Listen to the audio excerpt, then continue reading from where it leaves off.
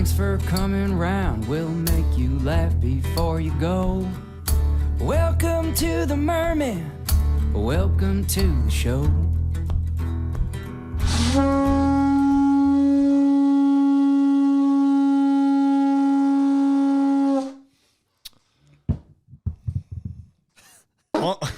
Why'd you do it at the same time as me, dude? But then you can't hear me go.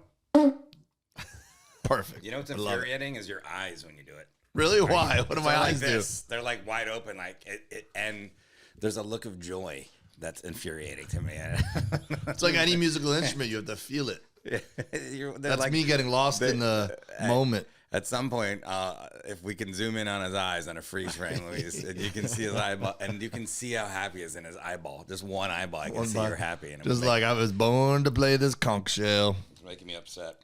Luis brought us some Mexican cookies. Yeah, Mexican cookies. They were pretty good. Only available in his hometown. I got really sick last week from the Australian candy. It's important to note, too, that the Super Bowl has already happened, but we are recording this before the Super Bowl, so we're going to talk about the Super Bowl next episode. But this episode, we have to talk about the Super Bowl over again. I don't give a fuck.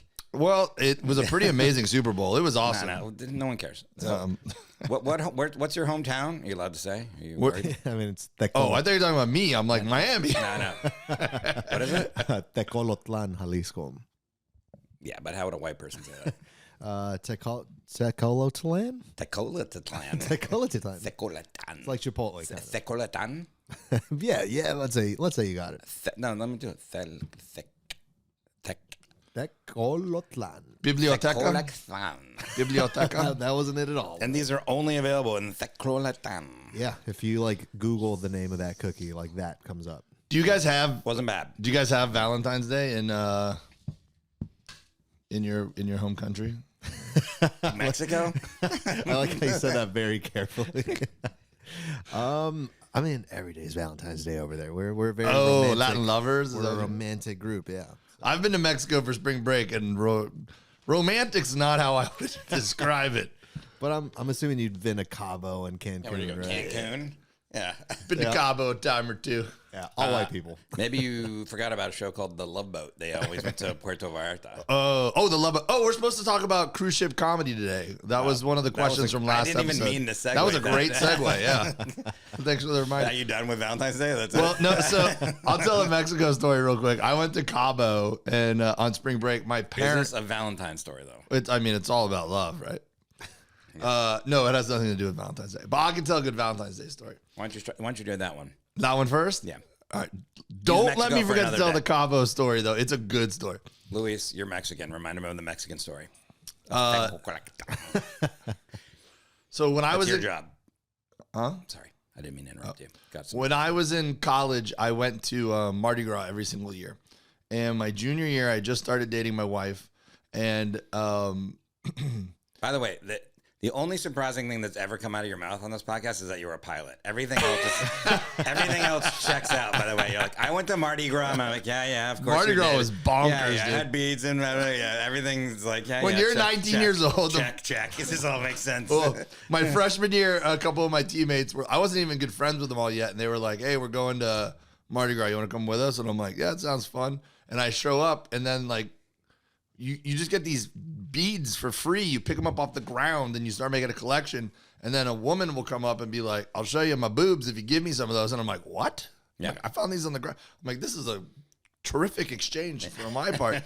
And then you find out that the better beads you have, the more quality of boobs you get to see. So I figured out. Yeah. So, and they sell them. They sell them. Obviously, it's supply and demand. So these beads that take a quarter to make that particular week, they sell some of them for like $30 because they're really nice, like bigger beads or whatever.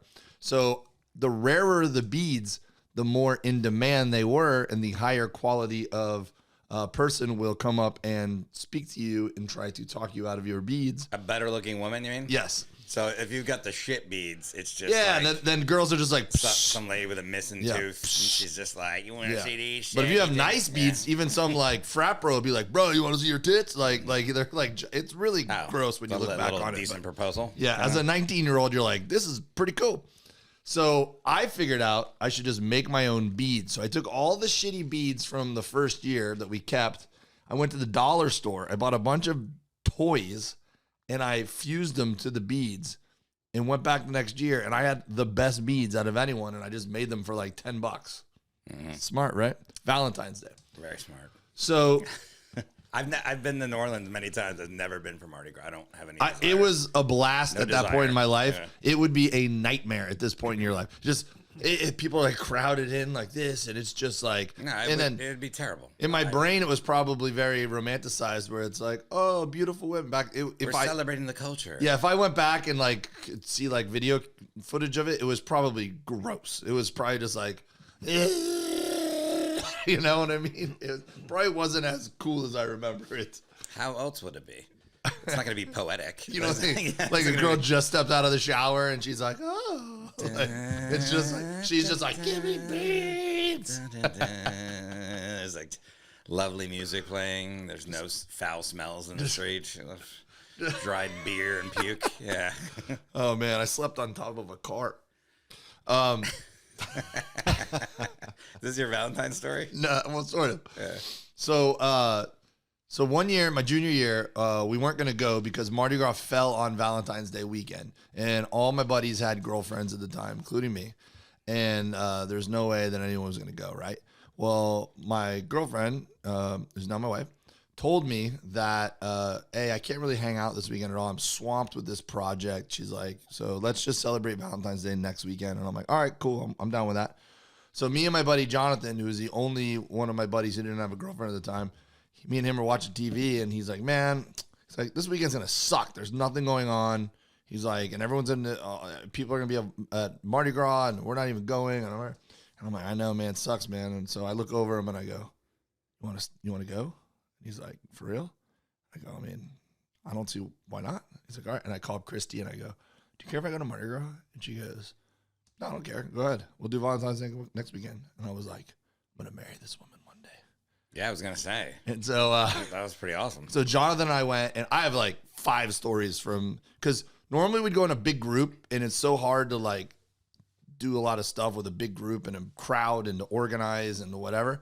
When it was just me and him, we had a blast. You're mobile. Yeah, exactly. You can get around. You don't have to fucking. Where's fucking? Well, it's just decision making is easier. In the corner, he's passed out. Now you got to take him back to the hotel. Someone's sick. You got to take it. Yeah, it's just the decision making was so like boom, boom, and we were more like we can navigate the crowd easier and sneak into places and blah blah blah. You know. Yeah. So, anyways, I wanted to make up to her the next weekend, and I was like, all right, I'm going to cook you a feast, right? And all of my roommates, just somehow by coincidence, were all going to be out of town that weekend. Mm-hmm.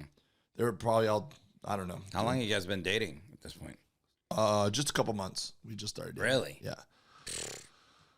I'd known her a couple years. But still, the fact that like it was Valentine's Day. Yeah. I mean, you did marry her. So my wife's still like that, dude. My wife's super chill. I know her, but she's great. I'm just saying, you would have known right then for real. We were like, really? Okay. My wife's the first girl I dated that wasn't like a girly girl who would get mad at something like. My wife was like, she's like that's not girly girl or not girly girl. That's just like. She's just like one of the guys. She's like, she's like Valentine's Day is overrated. Don't worry. But you followed through though too.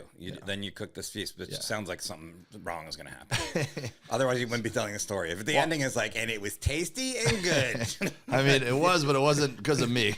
Yeah. Okay. So I always had this thing where a phrase I would use is I'd say I wanted to roll the red carpet out for her. I don't know when it started, but it was something cheesy that I intentionally did more and more because I knew it was cheesy and funny.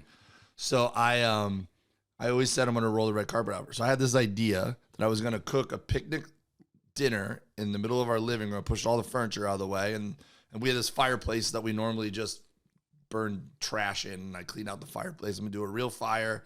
I'm going to put a picnic dinner I'm going to do lobster and steak and pasta and all this stuff, right? And there's this guy that we used to hang out with named Charles Watley. And I just saw him this past weekend when I was there. He's an older guy, but he'd swim and play water polo with us at the pool for fun. And he became like family to us. Charlie Watley owned half of Auburn, still does, right? Knows everybody.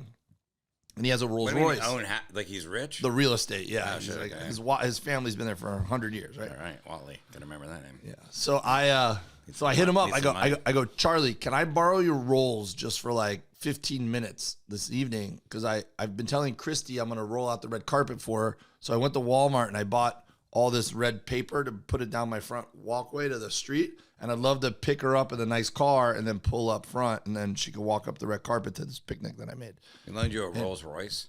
Well, he goes, Dave, I'd love to, but it's in the shop. He's like, what time you need to pick up Miss Christie? I'll see what I can work out for you. And I was like, 6 o'clock. He's like, let me call you right back. Calls me back. He goes, all right.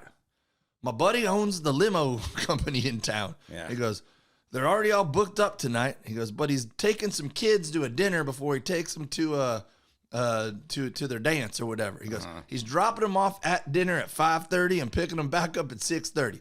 Tell Miss Christie to be ready at 6 o'clock. Yeah. You could pick her up, drive around for 30 minutes, then he'll drop you off before he's got to go get those kids. Those kids will never even know someone else was in their limo. And I'm like, cool, man, awesome. Yeah. So You're already we're- laughing. I'm just guessing right now. Well, Yeah. so the limo's about to come pick me up, and I'm fucking everything up, dude. I'm burning shit. Yeah. I'm like, the pasta was like in a brick. It was like I'm messing it up. I'm like, everything was coming together, and then this is messing up. And these two random dudes who I've been friends with since freshman year, Rob Lampy and Brian DeStefano. Why do you always say everyone's last name on this podcast? Brian and Rob. This is weird.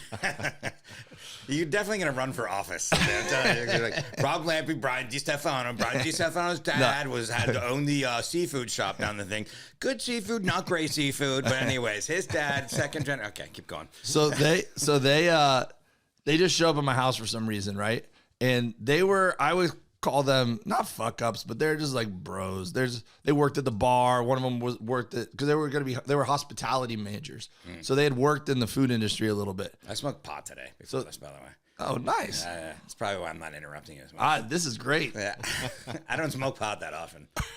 And then I found this little thing. I was like, oh, this is this thing. You smoke the little whatever those vapor. I like how you interrupted me to tell me that you haven't been interrupting me. I thought, I was like, man, I should be interrupting this. I usually am. Well, I mean, this is my role on here. You tell the stories, I interrupt them. And I get frustrated. Yeah. But anyways, that's what I did. Right. Yeah. So fact. I'm freaking out. So Brian and Rob, of all people, show up. They're the most unlikely heroes in the world. Ironically, one of them's a firefighter now. And they go, what's happening? And I explain the whole thing. And they go, go get the girl. We got this, right? And I was not expecting it to work out. I was expecting to come back and these two guys to be hammered on my couch and be like, oh, yeah, we forgot. We're supposed to be cooking for you, right? Well, I pick up Christy. She gets in a limo. She's like, can't believe you got a limo. And I'm like, oh, no big deal. We're driving around a little bit, drink some champagne, No pull big up. deal. Don't touch anything. Yeah. Do not touch it. You see that those person? those purses over there aren't ours. Like, and so then we watch. She sees the red carpet. She knows the Like, why is there a reference. used condom in the back here? Like, The for these kids, trust me. Yeah, don't worry about it. It's part of the. So then we walk up, and I open it. I'm like praying. I'm expecting them to still be there. We open the door, and they had set everything up. They had a fire going. They had the furniture moved. The fuck ups? Yeah, dude, I could have done it better myself. There's no way. Lobster. The bread was in a basket, which I never would have thought. Like the candles. I mean, it was, and they were gone. And they were gone. And I was How do you think they had those skills? I think literally it's because they were hospitality majors. Oh yeah, you said that. Yeah, Sorry, and I I- smoked pot today. Sorry, I forgot. And so that was I'm like, new today, by the way. yeah, that was the first, like, that was our first Valentine's Day together. That's pretty awesome. They're like, we've been training for this our whole life. Yeah, let's go. Wow. So you're still friends with them? Yeah. Wow. Yeah, I mean, Did you I- invite him to the wedding? No. That's fucked up, man. But they like fucking hooked you when, up, man. when I do shows in Atlanta, they come through. I know, but I feel like they should have had like a tape seat at the wedding. Man, I'd like to apologize to Rob and Brian for not inviting them to my wedding. What are their last names? I'm not gonna know who they are. Lampy and DeStefano. Lampy. Rob Lampy, he's a cool guy. Oh, Lampy. They were funny because they both had sideburns like you had when I met you. All right. So they were just like the sideburn Yeah, we got it. twins. All right. Moving on. Cruise ship comedy. Second quarter. Have you ever worked cruise ships? I've never. There was the Carnival Cruise Line Challenge. Oh yeah, Which I if you lived in, I don't know if they did it in other states, but in Florida for sure they did it. They probably went to other states. I don't know, but at one of the local improvs, they'd have a competition where there was like an open call and you did like 2 or 3 minutes, and then there was a series of rounds, and then there was a final with like, I guess, 10 or 12 comics on it. I came in second place on that. Very early in my career. I think I came in third because the guy gave me a jar of pickles. I remember first was like Malik Santa. Yeah, it was Malik, me, and then you. Oh, okay. You were in second on that Yeah. one. All right. There you go. Dave came in. He came in front of me in this one. No, but I remember the guy. It was the big guy that like ran it. I forget. His name. Yeah. And he came up and he goes, "Here's a jar of pickles." Yeah, his name was like Al Ernst or something like that. Yeah, I think that is Al Ernst. I think you're right. And I was like, all right, dude. Like, but I honestly didn't. If you were to cast a dude in a movie to play the guy who runs the contest, to be a cruise ship comic, this guy would pop up. Yeah, I just keep thinking of Newman from Seinfeld. He totally looks like Newman from Seinfeld. It's like that kind of vibe. But in the movie Jurassic Park, he looks like Newman's character in the movie Jurassic Park, with like, because he's got kind of wears like the fedora style hat and the Hawaiian shirt flowing. Which, by the way, at this point, and we may or may not talk to him, Al Jackson had won the first one that I remember. He had won the first one, and he had been working on cruise ships, and he was making good money doing it. And he has some great stories if we get to talk to him. I don't know. We'll see. But and Malik that year, I would mention him on this podcast before. Very funny comic. Yeah. That Miami. Guy crushes. He did not want to win that. He didn't even want to be in the competition. And to the point where I remember when the finals came up, he's like, I don't even want to do a set. And I think he even went out there and tried to sabotage the set. Was just like, whatever. Yeah. Blah, blah. And he was still funny. And they were like, you're still the funniest. Like they still gave it to him. Well, but I don't think I don't know if he worked cruise ships or not. But so you know what I remember about that is when we did the set in the finals, the judges actually, like American Idol style, critiqued us in front of the audience, and I was like, about this, but yeah, you're telling. Yeah. I was like, this is not what I. This is. I don't know if this is worth it. You know. Yeah, you'd stop your set, and then I think it was like, what's his name? DePetta. God, what's his first name? Chris DePetta from the Punchline. Who was owner of the Punchline, and he was there, which it helped me get work at the Punchline. I remember, like, I had done it 1 week in there with Carl Remy, brought me there, but then, or maybe Carl wanted to bring me and he saw me. Whatever it did, it helped me get work at the Punchline, so that was worth.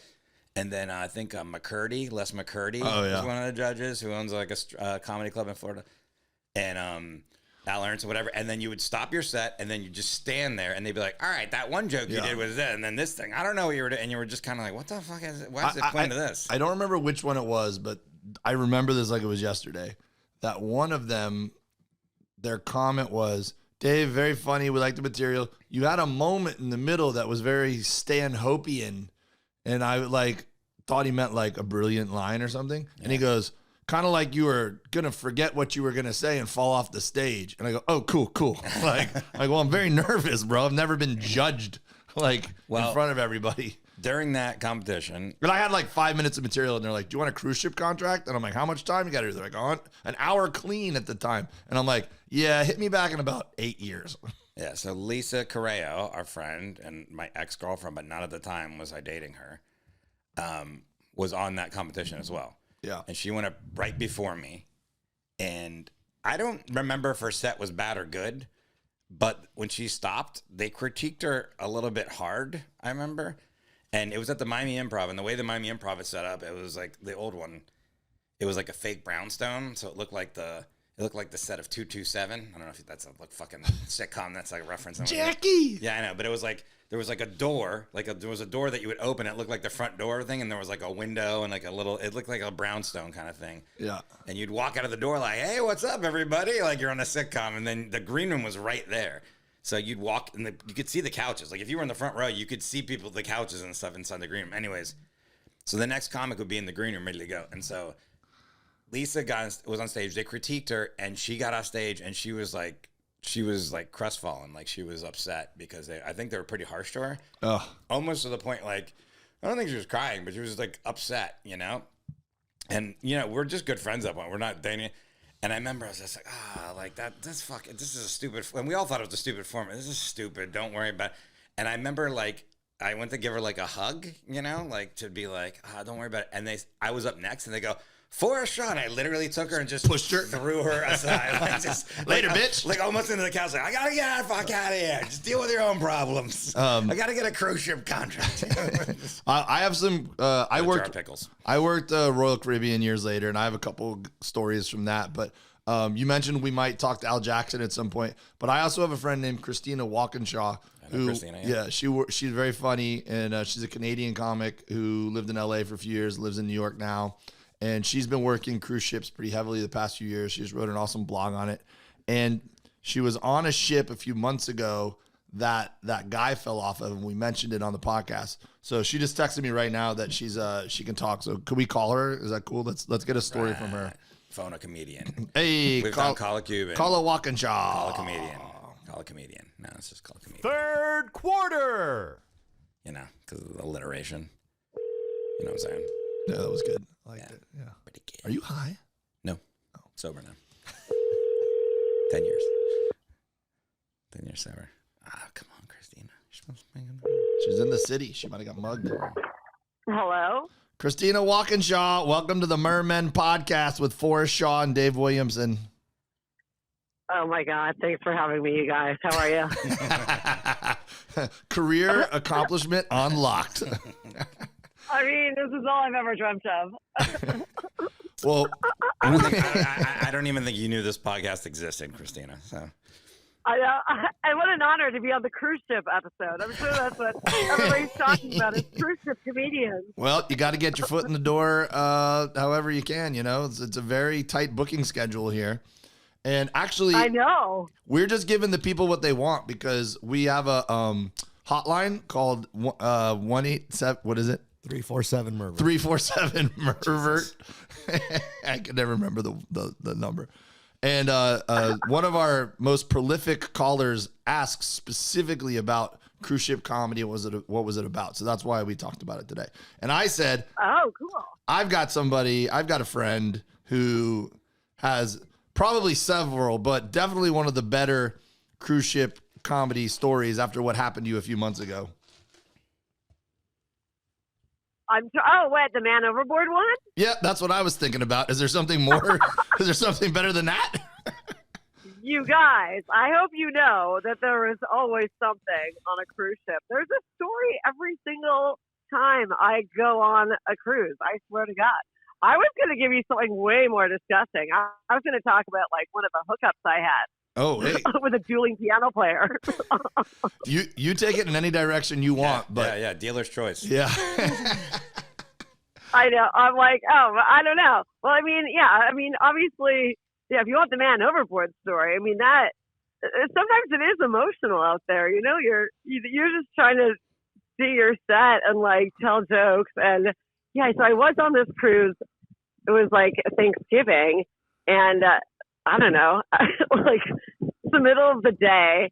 All of a sudden, this guy gets paid like 4 times. They like, and you know, after somebody's getting paid like 4 or 5 times on a sea day, it's probably a man overboard situation. So then they're like, okay, we're going to turn the ship around and look for our missing guest. Oh, also interesting.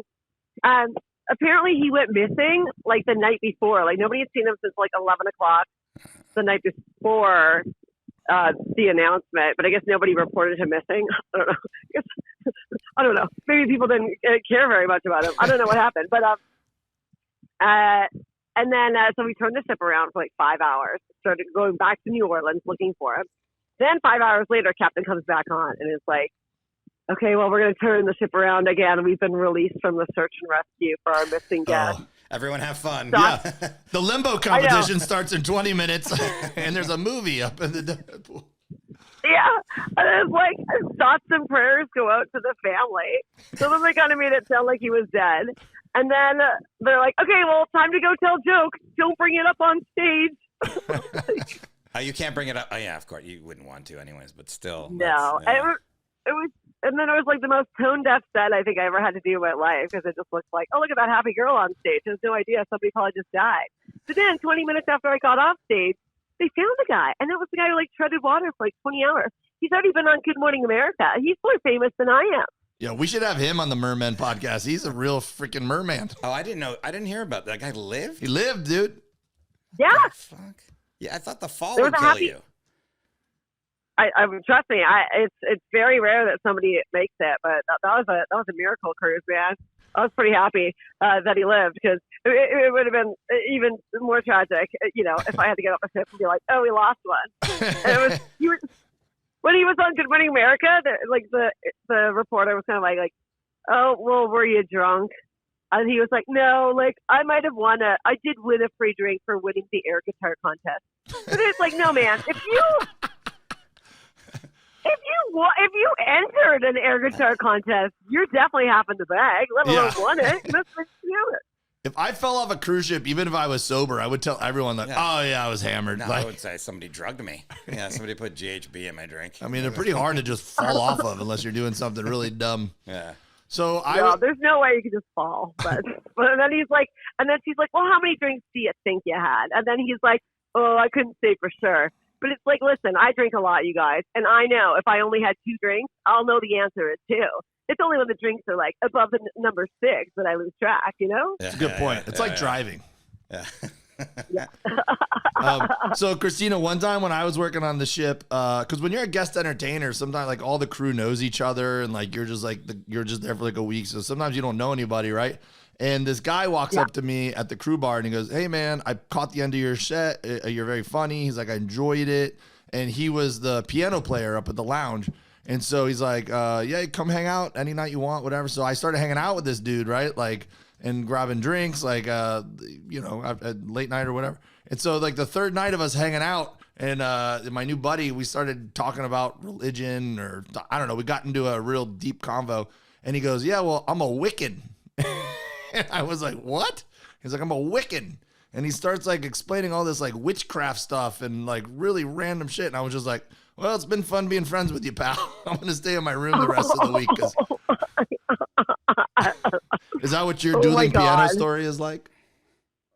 No, my story is totally different. This is that's a while ago. But yeah, I mean, obviously, when you're single on the cruise ship, the crew bar is definitely a hookup joint. It is. It's like basement Tinder. It's everybody's down there. And I feel like I'm definitely whatever. Maybe that's showing age that I'm in my dueling piano player years. But I also had another friend that hooked up with a water slide guy. Somebody runs a water slide. Can you imagine?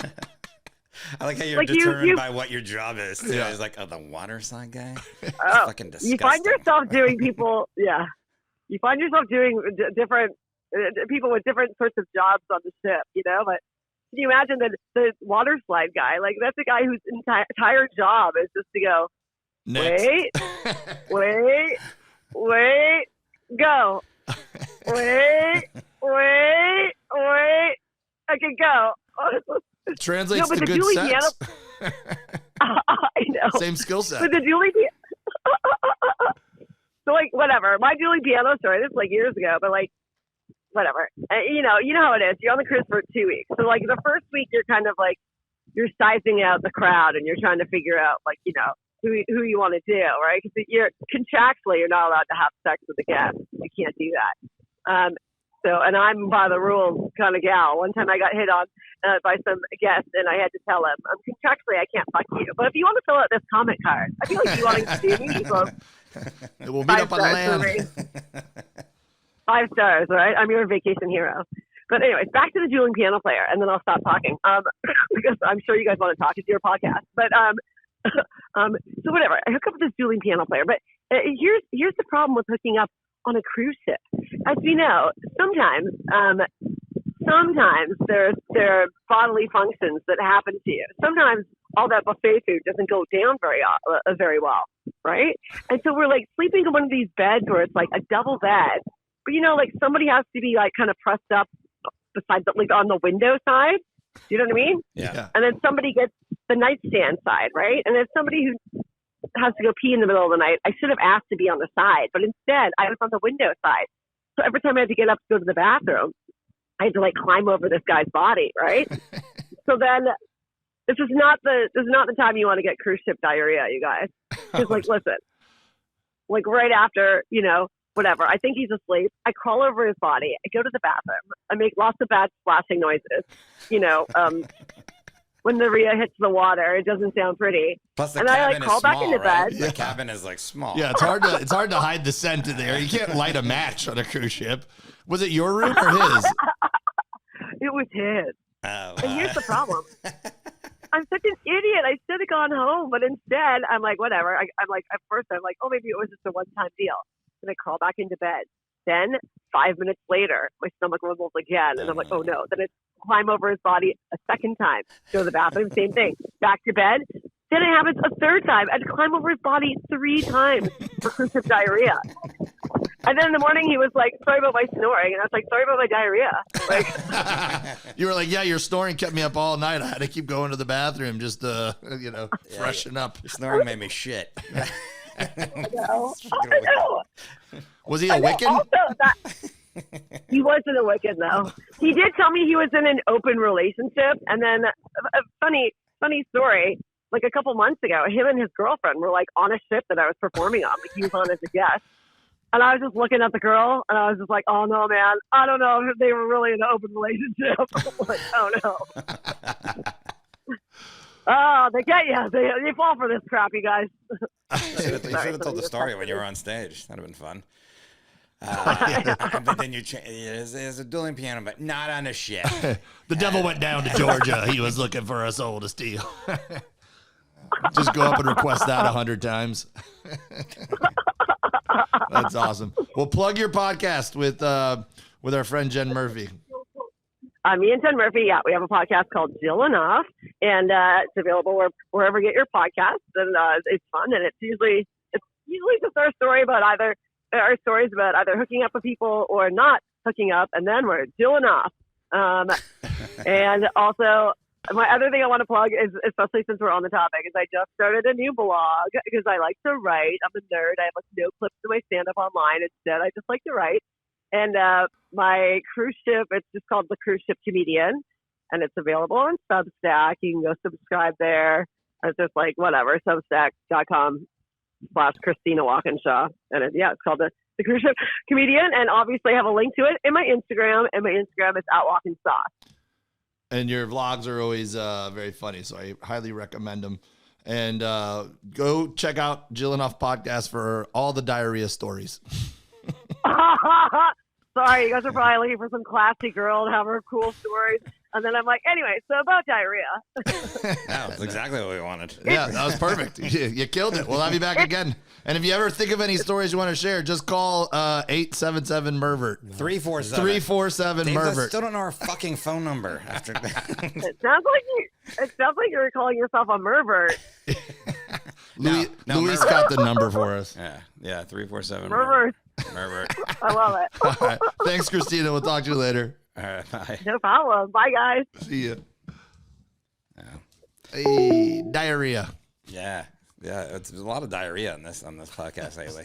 You had some? Did you have diarrhea? You just had to poop. I mean, I don't have a gallbladder. I have if it's not a perfect poop, it's diarrhea. There's no in between. Like, Yeah, no, you didn't have to go back to the gallbladder thing. So. Fourth quarter. I'm still high. one time I Still high from marijuana. one time Grass. Wait, how many times do you smoke pot? in my life, No, today. Yeah, in your life, dude. It hasn't been a lot. That's why it's for your life.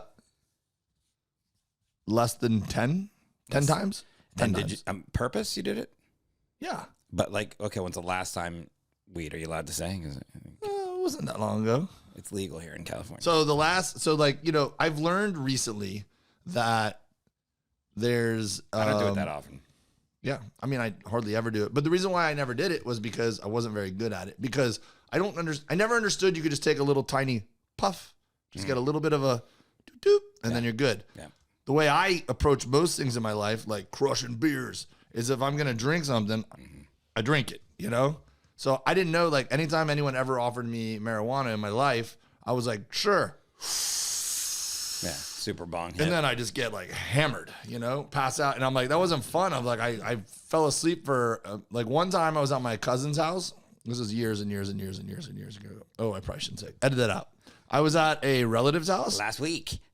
Yeah. In California. No, this or was- Nevada. Or Oregon. This was over a decade ago. Okay. So I had a few beers in me, and then I decided to smoke a little bit. and I started laughing so hard.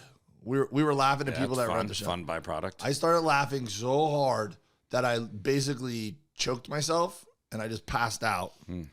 And What do you mean choked yourself? like I laughed so hard I couldn't breathe, and then that made me just You put yourself in a sleeper hold with your laughing? 100%. And so luckily Have you ever heard of that, Luis? No. well, it's happened to me since. Specific talent. It's happened to me since. It's like a fainting goat. I ran out of air and I just went limp and went whoop, whoop. And so I landed on an air mattress that I was going to be sleeping on that night. And then This sounds like a fucking... I woke up the next morning. Sounds like a music video, like a Spike Jones music video or something.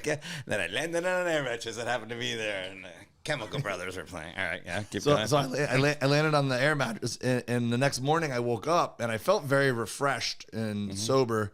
And my cousin was still sitting on the couch. You felt sober. Yeah, I felt like I had slept it off, right? So my cousin's sitting on the couch watching TV still, and I got worried I missed my flight. I go, "What time is it? Did I miss my flight?" And he goes, "Huh?"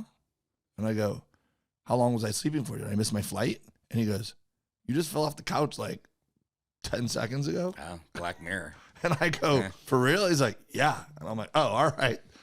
But about a year, I didn't smoke for probably a decade until about a year ago. We were on the tour bus and we were starting the last tour, right? And I knew it was gonna be a really aggressive tour. The dates were like instead of going out Thursday to Sunday, we were out like Wednesday to Monday, making up all the pandemic dates, and then Bert was adding dates. So I was like, first couple nights drinking beers, and I'm like, a couple of the guys had started a little bit, What's just like smoking legal marijuana. that's? Yeah, What? Yeah. just a little boop boop. Why would you go? I don't know what is incriminating. What is it? And yeah, I'm like my grandpa, talking whistles and hums. Weed is not incriminating anymore in almost every state that the union. All right, I'm just trying to. Don't say where the bus was. Okay, It was always in California, Oregon, Washington, or Yep. Colorado, That's or Nevada. All that's true. Yeah. So, so I go, you know what? Maybe I'll try smoking a little bit, just so I don't end up drinking as much. And I'm like, let me try it. So I took a little. And you had been drinking already. Yeah, I'd already been drinking. So spin time. And I took a little tokaroo. Spin cycle. Yep. Yeah. And then I sat on the bus, the couch of the bus, and we're all sitting around chatting and talking and cutting up and having fun. And all day long, we had been doing this thing where we had been debating who's the best actor in our group, And All of you? yeah, we're all like, we were making jokes out of it. And we were like overacting stuff, and we were like, do you guys want another beverage? Like, like stuff like that, And so I felt the weed starting to hit me, and I started going like, oh man, this is gonna be like last time. I'm like, oh, I felt it coming in, and I'm trying to interrupt them to tell them, like, to warn them, like, I'm about to be really high, and I'm like, guys, I'm about to guys. And then I was like, oh no, I can't. I'm like, and they're all like looking at me. They thought I was acting something out. And I was like, and they're all like just staring at me. And I started laughing so hard. And they were like seeing, they wanted to see where the scene went, right? Yeah. And then in the middle of laughing hard, I passed out. I laughed so hard I couldn't breathe. Yeah. And I went limp I was holding a glass of red wine, and I went, and then I went, and I fell off the couch and face planted on the ground. And I busted my nose pretty good. What the fuck? I didn't. And then the guys Okay, there's another thing. This and flying. I didn't know. Yeah. I didn't know this was about any humans. Let yeah. alone knew that you could laugh so hard. You'll Twice pass in my out. life, I've laughed so hard but once was on an air mattress, and the second time I almost died. You messed up your face? Dude, my nose was just jacked. I like took all What did everybody in the bus do? They were freaking out because normally I'm the adult in situations at that point. Now we have. So now they think you're having like a seizure or something. Dude, they were like, we should take him to the emergency room. I'm like, well, and I couldn't feel my fingers, but I didn't know if it was because I hurt my neck or because I was. Yeah, you shouldn't messed smoke up. weed at all. Yeah. You would be like, you should lend out your story to some Speak at high schools? Republican anti-weed group and be like, look, I will speak for $100,000 against weed. Well, then they were because there's no bad stories for weed. Like weed, the most it's like you when you overdo, you would just fall asleep. That's what you're doing, but you need to be near an air mattress apparently. Yeah. Well, so Next time you smoke weed, don't be holding a glass of wine. so I have once since then, and Do it on a bed. and the second I started feeling like something was funny, Yeah, you I gotta- laid on the ground. I was just on the ground hanging out, like that's a good one. But yeah, it's a thing, man. It's just Wow. not. Oh, my pizza oven's getting delivered. Let me see what's going on here. Okay, well, the fainting goat. The fainting Dave. Hold up. Hold up, what? I'm just talking. Oh, okay, sorry. Don't fucking No, kill I'm my talking to high, myself. Bro. Talking Don't kill to my buzz, sorry, man. sorry. Why are you trying to fucking kill my buzz? You know how much this cost me? Shit, fucking the pen was like $30. I don't even know. I found it. It's pretty good. Louis, you smoke pot? I mean, I've done it, but I honestly can't handle it. I'm a super lightweight. You fall down too? I Choke mean, yourself out? the last time I did, it was actually in here, 5 feet away from me. But, Imagine that. You live here, so it's not that exciting. yeah, I guess It's so. not like we're in a museum. We're in You're the like, it was studio. right here We're in next the to this studio. fucking dinosaur exhibit. It's weird. But no, I try to show off and like try to do O's, you know. But I O's? realized like, Oh, you like try to blow Like, some Oh, rings? blow smoke rings. but that's more That sounds for, like something a child would say. In a vape competition? Yeah. Hey, let's make some O's. Skrillex playing? But that's the thing. I feel like that's something you do with like hookah or like a regular like electronic cigarette. So because I did it with weed, that meant I held all the smoke in my lungs that whole time, and then I just got so high that I forgot how to walk. Where like I stayed, like everyone was leaving. I was like, You ever "Guys." bashed your face against the ground? Nah, I can't say that I have. That's right. I had like a pinched nerve in my neck for like months after that. Yes. Don't do drugs. I mean, I did them today. Um, I did them today, bro. what? So I've some other cruise ship stories. If you Yeah, wanna take on that. I was checking to see if Al. I don't think Al's a busy Yeah, guy. they're doing a TV show. There's no way they're gonna be done in 30 minutes. I'm trying to say this TV show that he gets paid for is more important than getting there. So the thing that was fun about doing cruise ships is that you normally perform in like the first night, and then you would hate this, Forrest, but I love it. Is that you're the closest thing to a celebrity on that ship? So why would I hate this? because you don't like when people pay attention to you and come up and say like, "Hey, you were funny last night," or "Hey, I got a joke for you." Like, you don't like I don't that. mind if they say it was funny. I got a joke for you, and I wouldn't like. Yeah. If you're like, hey, I enjoyed your show, Yeah. you're funny. I don't mind that. Like, I'm not like like some. Yeah. What? What do you mean? When do I not like that? I just did your brewery. People said I was funny. It was okay. Okay. Oh, that's tonight. Oh yeah. Well, First Wednesday of every month, Common Space Brewery, Hawthorne. it's not tonight. We're recording this on day before No, Valentine. no, but I mean like in real. Yeah, okay. No one cares. All right. First What are Wednesday you, of every high? month, Common Space Brewery. So I'll blow the conch shell. You can see my eyes. So I got on a ship one time and they told me that they double booked me wrong and I wasn't performing until the last night. Done double So booked for you wrong. 6 days, I was just a dude on the ship by himself. And like yeah. you hang out with all the So you weren't getting any of the shine. yeah, and like 2 days in, everyone knows everyone for the most part, and so people are just looking at me funny, like, why did this guy come on a cruise ship by himself? Like, Yeah. why is he just sitting in the coffee shop all day and scribbling in a notebook? Is this a manifesto? Is he gonna blow this shit up? What is this guy doing? And you can't do any of the fun Oh, shit. look. You're not allowed to do any of the fun shit, right? I mean, you could do pretty much everything. Yeah. Oh, you can? You go on slides and shit? Oh yeah. Oh, I did it all, dude. I would always sign up. The best was they'd have a 3-on-3 basketball competition. Yeah. So I'd always sign up. And you're allowed to do that? Like with yeah, but I almost got into a fight one time. with the whatever civilians? Yeah, you can do as long as you mind yourself. I got reprimanded one time for partying a little too hard. Yeah. But that's because Robin and Brooke Lopez were on the ship with like a bunch of their boys from high school. The basketball Yeah. stars. So I was like, I kind of want to party with those guys. Yeah. So I was like, They're well, like 7-1, right? yeah. So I was in the nightclub with them and their group of friends, and we're having fun. And I got a little carried away after a few drinks. And like the nightclub, it was like the DJ hadn't started yet, and we're waiting for it to start, right? And we're just in there, and so I started making. I was like, "Where is this guy? Hey!" And I started making fun of the DJ and making fun of the cruise line. And this guy comes up and taps me on the shoulder. I turn around and he's wearing all black, and he goes, "What's your name?" And I go, "Dave." And he goes, What do you do on the ship? And I go, I work on the ship. And he goes, "Remember that." And I go, "Oh shit." And I go, I don't think I was doing anything that disrespectful. I go, who are you? And he points at his name tag. and it's the cruise director's name, and it says cruise director. And they're like the most powerful person on the ship, right? Yeah, but I knew he wasn't Aren't him. they are though for people that are listening. They run they're the team captain. Yeah. So and I go, wait, but that's not him. Is he just sending me a message or whatever? And then the guy kind of just like walks away, and he walks into the shadows, and I'm like, what the fuck just happened? And so that I couldn't. Oh, it wasn't the cruise director then? It was him. He was a guy wearing the cruise director's thing, right? So then I kind of like. Oh, but you knew who the cruise director was, but this wasn't him. Okay. So then I see the guy sitting over in the corner. I go, I'm going to go find out what just happened and apologize to that guy or whatever. So I go to walk over to him. When I walk over, I see the cruise director and some of the other entertainers all sitting there, like in the corner. And I go, hey, man, and I look over and they all go, bah! Like they were just pranking me and shit. You know? I was like, all right. I'm like, sorry, I was just trying to party with the Lopez brothers. They're like, we get it. We get it.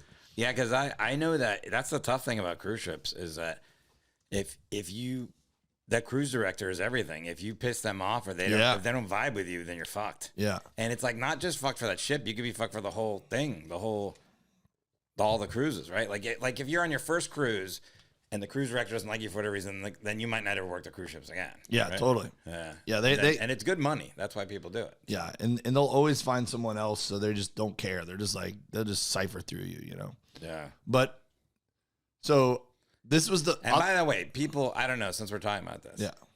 I mean, comedians know this, but I think that people on the outside might not know this. Is that if you're strictly a cruise ship comic, some comedians might look down upon that. You know, I don't give a shit. I think it's fine. Like we've had many friends back home that have made their living doing it and stuff like that are funny comics, and it's like it's not, but some people look down upon it. I'll say this. It's not as much like that now as it used to be. Yeah. It used to be if you were working the ships, they expected you to like work the ships. Like you were on you were at sea more than you were at home. So it's a different style of comedy now too. Yeah, and since it was mostly theater style back then. Yeah. What are you doing here, kid? What's going on? You tried the prime rib? Yeah, like everyone had jokes about whale watching at the buffet and whatever. It was like how you had to do comedy. Yeah. Now a lot of the ships have actual comedy clubs. I didn't even know that was a joke. Yeah, that's a. You guys been whale watching over at the buffet? And the buffet is the best spot. The carving station. Yeah. So the you can do regular comedy now. It's more late night style. It's more like they have like showcases. Yeah, and they don't care if you just do like a contract every now and then. You don't necessarily have to be a guy who just lives on the ships if you don't want to be. So it's a lot less taboo now than it used to be for sure. But the first time I ever worked it, I got in. I didn't have a cruise ship agent or anything. Maybe I should do it. I mean, if you can do it every couple months and just make a quick. It's between $3,000 to $3,500 most times for a contract. It's pretty good. Yeah.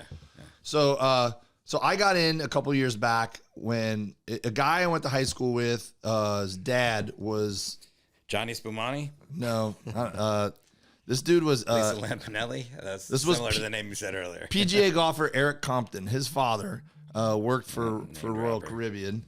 So I was going to Thanksgiving dinner at a friend's house next door. Oh, sorry, that's the end of the podcast. Oh, damn it. Weed's wearing off. That's why you never leave your best stories for the end. So anyways, I'd gone a roundabout way to get booked. And I got booked for my first cruise, and they booked me with this other guy who was like, I won't say his name, but he was like their main guy. Hey, this is the guy who's going to show you the ropes, whatever. Kevin Hart. And it was on the Oasis of the Seas, which is the big, gigantic Royal Caribbean ship, and they have like a comedy club there, and it's like we did 17 shows in 7 nights. It was either 2 or 1 shows a night every night, and you could sell merch, which was awesome, and it was good to stay busy. I liked that there were so many shows, right? And it was great. They put me in a guest cabin instead of the crew cabin, and the cruise director's like, "Hey, Dave, I unlocked all the pay-per-view movies for you." So it was fun. Off. And some porn. No, I don't remember that, but well, that's what he just said to you. No, well, that's the wink he gave you. You inside. Okay, Saving Private Ryan. I was there to work, Forrest. Okay. I did find some other good little ways to entertain myself, though. There's like the wine bar. You go up and you make friends with the guy who runs the wine bar, and then you're like, "Hey, man, you got any value buys back there?" And there's always something that like is off menu now, and they'll sell you a nice bottle, and you get a couple of nice bottles in your room. Pro tip. So I'm doing different sets every night. You're doing like 30 minutes in the comedy club, right? And you kind of, it's like you're co-headlining, sort of. You're both doing 30 minutes. And like the third or fourth night, someone made a comment about doing a show in the theater. And I go, oh, we're doing a show in the theater? And they go, yeah. And the last night, you got to do a show in the theater and you can't repeat any of the material you've done and it's got to be family friendly.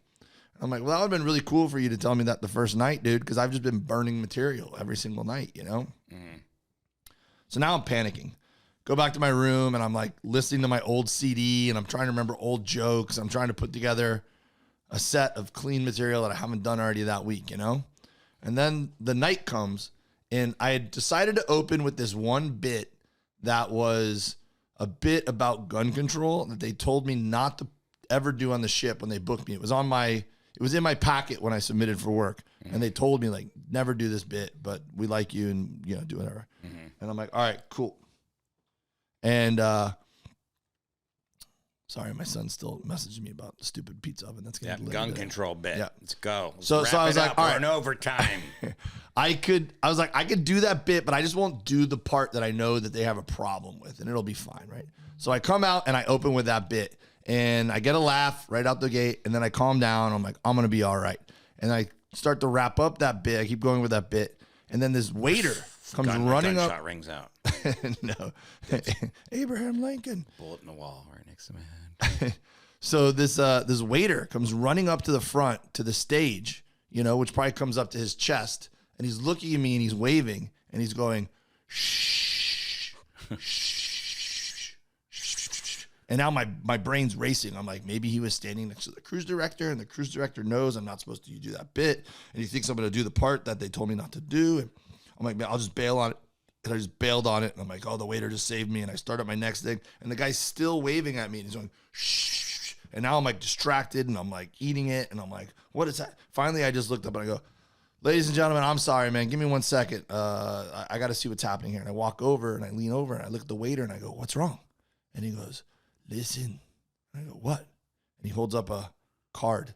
And he goes, this guy, I don't remember where he's sitting. And I don't remember what he ordered. And I'm like, so? He's like, can you help me? And I'm like, are you serious?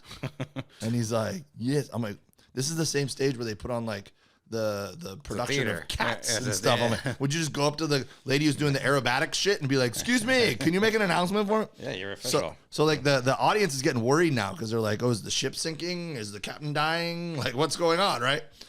And so I was like, all right, I need to make an announcement. And everyone's on pins and needles, right? And finally I was like, you know what? I can't even do it. You do it. And I hand him the microphone. And the guy turns and he goes, Mr. Todd Johnson, I don't remember where you're sitting or what you ordered. Like that, you know? Place erupts in laughter. I ripped the mic back from him. And I'm like, where are you, Todd? Show yourself. I go, you better order something good to interrupt my show for. I go, stop moving chairs, Todd, right? This guy saved you. Saved me. I did 20 minutes of ripping this dude. 20 minutes of ripping this dude. And I came off stage and the cruise director was waiting there for me. He's like, I'm so sorry. We've already spoken to that guy. That will never happen again. And get him out of my face. Yeah. Oh, but in my brain, I was like, that guy is my hero. I'll tell you what you do next time if you're ever in a situation like that. What do I do? Smoke weed, Betty. Just smoke weed until you pass out. If you're in any situation where you need an out, you smoke weed until you pass out. And then I wake up and I'm like, what happened? People are like, dude, don't worry about it, man. Just relax. Go home. You'll be fine. You should do it right now, actually. So we can end the podcast. We could do that podcast, but no, I think we're over. Yeah. I think we're in the fourth quarter, aren't we? Yeah. I'm high, and I know that we've gone too long. That's how long we've gone. Another little pro tip when you're working on the ships, when the ship is at port, you can go get massages and stuff like that for like 40% off. What do you mean in port? Like in the Bahamas? Yeah. So like when the ship is on the ship. Yeah, when the ship is at land and everyone gets off to go do their excursions on the ship, stuff's cheaper. Yeah, you could stay on the ship and then everything's like way cheaper. Because they're looking for business. You know, I've never been on a cruise. I just assumed everything was free once you got on a boat. No, bro. It's like $300 for Wi-Fi.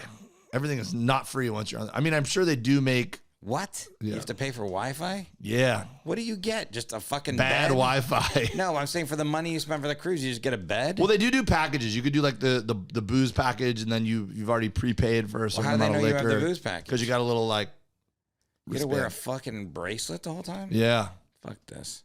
Yeah. I'm not doing it. A lot of people are doing like Bert's doing a cruise in October with a bunch of comics, and they're gonna do podcasting. I remember him talking and about stuff. that. Yeah, I he's thought I was doing gonna one get in to go on October. that. That's what he told me on the phone. He said what? I thought I was gonna get to go on that. Oh, well, it's not too late. Maybe. No, I haven't gotten a call. Oh. Yeah. Are you But- going on it? I don't know. I haven't got a call. Yeah, you would get one before me. Yeah. Yeah, that'd be But I awesome hope if so. you did, Yeah. I think it's a far way away. I think they're working on bigger fish than us right now. October's. We're pretty big. We're the Mermen podcast. How much did you smoke? If we could do the Mermen podcast from the boat. At sea. Yeah. In the pool with tails. I like it. Luis, you could go on a cruise. We're not promising anything. We're not even invited yet. Cruises also terrify me. So Really? You can't swim. that too, but like just Well, Titanic. not that too. Just yeah. Titanic. You can't swim.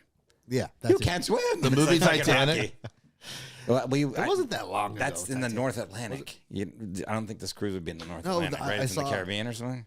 I've seen Do a you know where it bunch is, of guy? videos. Ooh, you should Google the USS Indianapolis. Yeah, or the Edmund Fitzgerald.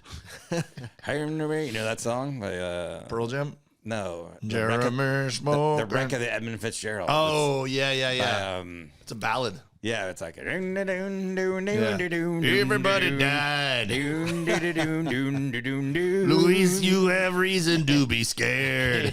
it's just him telling the story. It's Yeah. fucking great. What's that guy's name? Fucking, he has a couple hits, a lot of hits. What's that guy's name? John Denver. No, it's not Burke Baccarat, but it's a name like that. It's Yeah. like Johnny Spumani. He also sings Sundown, and he sings like if you could read my mind. Herbie Hancock. What a bing bing bing. Well, who sings that wreck of the Edmund Fitzgerald?